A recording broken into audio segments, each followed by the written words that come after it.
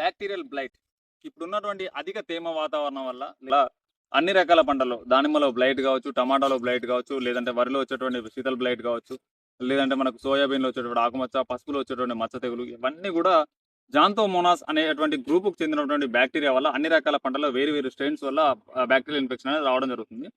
ఈ వీడియోలో మనకు ఈ బ్యాక్టీరియల్ బ్లైట్ అనేది ఎందుకు వస్తుంది, ఇది ఎటువంటి వాతావరణ పరిస్థితుల్లో వస్తుంది చెప్పాం కదా. మనకు వాతావరణంలో తేమ ఎక్కువ ఉన్నప్పుడు మొక్కపైన దాడి చేస్తుంది, దీనికి పలానా మందులు వాడుకోవాలని చెప్పేసి అందరూ చెప్తుంటారు. కానీ అసలు ముందు జాగ్రత్తగా దీనికి వాడుకోవాల్సినటువంటి మందులు ఏంటి, మొక్క యొక్క సెల్ఫ్ మెకానిజం సిస్టమ్ బ్యాక్టీరియల్ మీద ఏ విధంగా పనిచేస్తుంది, దాంతో పాటుగా దీని యొక్క చర్యలు అంటే మొక్క పైన ఎటువంటి భాగాలపైన దాడి చేస్తుంది, ఇది ఎందుకు దాడి చేస్తుంది, దీనికి మనం వాడేటువంటి రెగ్యులర్ బ్యాక్టీరియాసైడ్స్ వల్ల కలిగేటువంటి నష్టాలు ఇది రైతుని ఏ విధంగా తీవ్ర నష్టాల పాలు చేస్తాయి, ఇలా పూర్తి డీటెయిల్స్ అన్ని కూడా ఈ వీడియోలో తెలియజేస్తాను. 100% ఒక 5 నిమిషాలు టైం కేటాయించుకొని ప్రతి రైతు కూడా ఏ పంట అయినా సరే 100% బ్యాక్టీరియల్ ఇన్ఫెక్షన్ అనేది ఉంటుంది.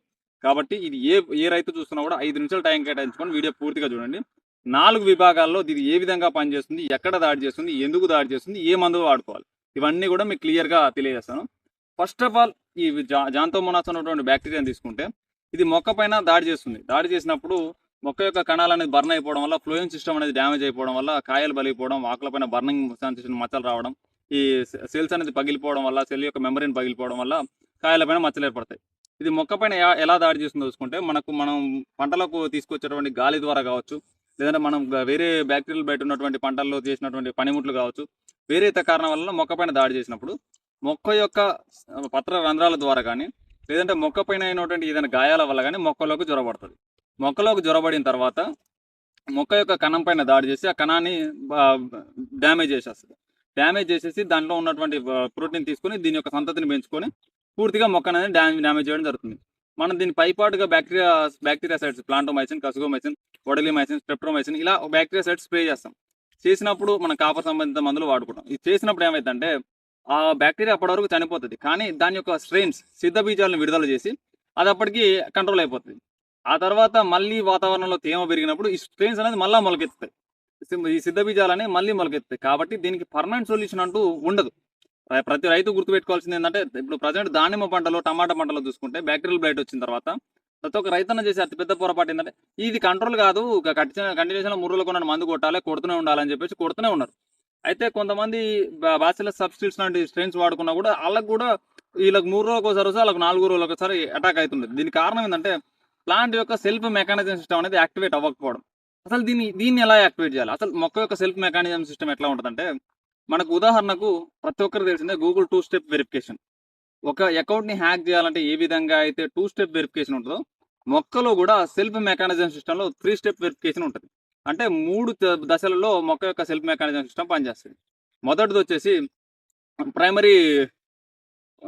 Primary defence system. ఇదేంటంటే మొక్క లోపలికి ఏదైనా బ్యాక్టీరియా ప్రవేశిస్తున్నప్పుడు వెంటనే స్టొమాటోను మూసేస్తుంది.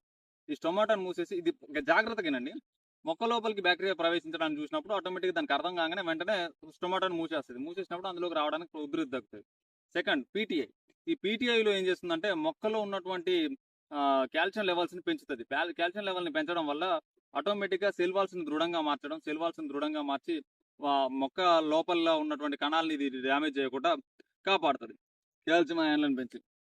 మూడో స్టెప్ ఈటీఐ. ఈ స్టెప్లో ఏం చేస్తా అంటే మొక్క బ్యాక్టీరియా సోకినటువంటి కణాలని సొంతంగా సూసైడ్ సెల్స్గా మార్చేస్తుంది. అంటే వాటిని వేరే కణానికి సోకకుండా అక్కడే దాన్ని బర్న్ చేసేసి చంపేస్తుంది. ఇలా 3 స్టెప్స్ ద్వారా ఒక లిమిటేషన్ వరకు మొక్క తనను తాను కాపాడుకోగలుగుతుంది. ఇది దాటినప్పుడు మాత్రమే మొక్క పైన బ్యాక్టీరియా దాడి చేయడం జరుగుతుంది. కానీ ఈరోజు మనం కొట్టేటువంటి బ్యాక్టీరియా సైడ్స్ వల్ల ప్లాంటోమైసిన్, కసుగోమైసిన్, మన స్ట్రెప్టోమైసిన్, అధిక కాపర్ వల్ల ఈ సెల్ఫ్ మెకానిజం సిస్టమ్ అనేది డ్యామేజ్ అవుతుంది. ఇక్కడ నేను చెప్పిన పదాలు జాగ్రత్తగా వినండి. కొద్ది ముందర వీటి గురించి మళ్ళీ డీటెయిల్గా చెప్తాం. వీటిని వాడడం వల్ల ఏంటంటే మనం ఏ విధంగా అయితే ఎక్కువగా యాంటీబయాటిక్స్ వాడితే ఎలాగైతే మన ఇమ్యూనిటీ పవర్ దెబ్బతింటుందో, సేమ్ అలాగే ఈ యొక్క మెకానిజం సిస్టమ్ అనేది దెబ్బతింటుంది. దీన్ని అసలు ఏ విధంగా కంట్రోల్ చేయాలో చూసుకుంటే, బ్యాక్టీరియా అనేది పొక్క పైన దాడి చేసి పత్రరంధ్రాల ద్వారా లోపలికి వెళ్ళిన తర్వాత చేసేటువంటి క్రియల్ని మనం న్యూట్రిషన్ పరంగా ఎదుర్కోవాలి. ఫస్ట్ ఆఫ్ ఆల్ ఈ బ్యాక్టీరియా ఎప్పుడు అట్రాక్ట్ అవుతుంది మొక్క పైన, ఈ ప్రాబ్లం ఎప్పుడు వస్తుందంటే సెల్ మెంబ్రెయిన్ అనేది, సెల్ యొక్క వాల్ అనేది దృఢంగా లేనప్పుడు, వాతావరణంలో అధిక తేమ ఉండి మొక్కల్లో ఉన్నటువంటి శాప్ అంటే మొక్కల్లో ఉండేటువంటి రసం pH అనేది 6.5 కంటే కూడా తక్కువ అయినప్పుడు మొక్క పైన దాడి చేస్తుంది. ఈ pH అనేది ఎప్పుడు తగ్గుతుందంటే, మనం చాలా మంది రైతులు చేసే అతిపెద్ద పొరపాటు ఏంటంటే కాయ వచ్చిన తర్వాత కాల్షియం వాడుతుంటారు. ఇప్పుడు ఫ్రూటింగ్ ఏర్పడిన తర్వాత మొగ్గలు వచ్చిన తర్వాత కాల్షియం వాడుతుంటారు. మొదటి దశలో కాల్షియం వాడరు. మనం వాడేటువంటి సిలిటెడ్ కాల్షియం అయినా, కాల్షియం నైట్రేట్ అయినా, కాల్షియం సల్ఫేట్ అయినా, ఏ న్యూట్రిషన్ అయినా సరే కాల్షియం అనేది మొక్కల్లో మొబిలిటీ తక్కువ. ఇది ఇచ్చిన వెంటనే పనిచేయదు. కొంత టైం తీసుకొని దాని మొక్కల్లో దాని యొక్క ప్రభావాన్ని చూపిస్తది. రెండోది వచ్చేసి ఫాస్ఫరస్ అనేది మొక్క యొక్క మొదటి దశలో వాడుతుంటారు. దీనివల్ల పూతలు వస్తాయి, వేర్లు బాగా పెరుగుతాయి. మొదటి దశలో వాడుతుంటారు. ఫ్రూటింగ్కి వచ్చిన తర్వాత ఫాస్ఫరస్ని వాడరు.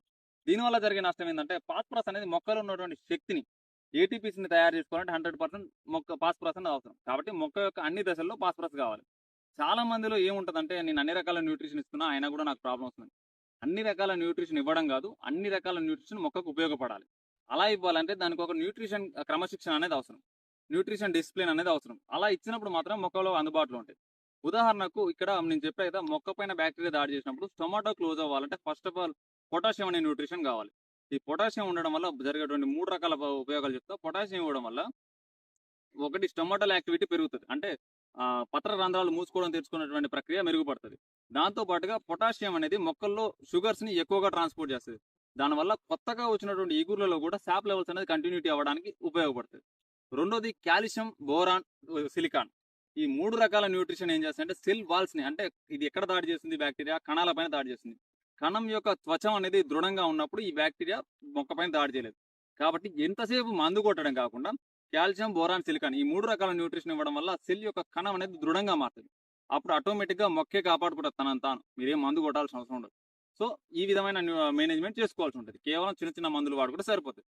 మూడోది వచ్చేసి మొక్క యొక్క సెల్ఫ్ మెకానిజం సిస్టమ్ యాక్టివేట్ అవ్వాలంటే కాపర్, మ్యాంగనీస్, జింక్ ఈ 3 రకాల న్యూట్రిషన్ అనేది అవసరం పడుతుంది. ఇక్కడ ప్రతి ఒక్క రైతన్న చూసుకోవాల్సింది ఏంటంటే అన్ని రకాల న్యూట్రిషన్ అవసరమే, కానీ ఈ దశలో ఎక్కువగా అవసరం ఉండే న్యూట్రిషన్ పొటాషియం, కాల్షియం, ఫాస్ఫరస్. దాంతో పాటుగా బోరాన్, సిలికాన్, మ్యాంగనీస్, కాపర్, ఈ జింక్ ఈ రకాలైన న్యూట్రిషన్ని వాడుకోవాల్సి ఉంటుంది. ఇది మొక్కను బట్టి, వాతావరణాన్ని బట్టి, నేలను బట్టి, ఉన్న పోషకాల లభ్యతను బట్టి మారుతుంటుంది. దీనికి విషయంలో మాత్రం మీకు తెలుగు యువ రైతు టీం అనేది మీకు కన్సల్టెన్సీ ఇస్తుంది.